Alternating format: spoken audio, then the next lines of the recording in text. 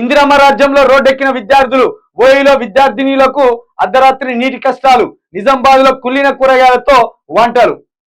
5 నెలల మల్లిగాడు, తొలి వెలుగు రగ్గాడు, లేకపోతే మైపాల్ యాదవ్ గాడు, లేకపోతే ఇంకో కోన్ కిస్క గట్టంగాడు, ఇంకో కోన్ కిస్క గొట్టంగాడు గొట్టాలు పట్టుకొని గురుకుల విద్యా సంస్థ కురికేది. కందిపప్పు మురిగిపోయింది, చింతపండు చారు నీళ్ళే ఉన్నది, ఆ పప్పు మొత్తమే అద్మానం అయింది. మరి ఇప్పుడేమైంది రా? మీ కళ్ళు ఉన్నాయి రా ఇప్పుడు. 5 నెలల్లోనే ఎక్కిలు కాదు రోడ్డు విద్యార్థులు. ఉస్మానియాల ఇదే విద్యార్థులు, ఇదే అమ్మాయిలు, విద్యార్థినీలు అమ్మాయిలకు డోర్లు సరిగ్గా లేక పండుకునే రూములకు, అదే విధంగా బాత్రూంలకు డోర్లు సరిగ్గా లేకపోతే ఆకతాయి విధులు పోయి వాళ్ళని డిస్టర్బ్ చేస్తాను.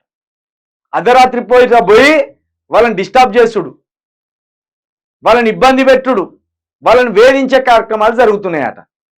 ఇక దానికి తోడు వాళ్ళకి అక్కడ బాత్రూంలో లేవు. ఇప్పుడు ఓయిలో విద్యార్థులకు అర్ధరాత్రి నీటి కష్టాలట. వాళ్ళు ఇప్పుడు అర్ధరాత్రి వాష్రూమ్కు పోవాల్సి వస్తుంది. ఏడికి పోవాలి రేవంత్ రెడ్డి గారు? కేసీఆర్ కాలంలో ఆగమైపోయింది అన్నావు, ఆగమైపోయింది. 5 నెలల్లో నువ్వేం బాగు చేసినావు? కనీసం ఆ దిశగా నీ ఆలోచనలు ఉన్నాయి? 5 నెలల్లో లేవే. కాబట్టి ఇగో ఇందిరమ్మ రాజ్యంలో 5 నెలలకే రోడ్డు ఎక్కిండ్లు విద్యార్థులు. ఇక దీన్ని కూడా చెప్పాలి. ఏ ముఖం ఒక్కసారి బోర్రి, ఉస్మానియాకు బోర్రి, ఒక్కసారి చెప్పులు అందుకొని చంపుతారు మిమ్మల్ని.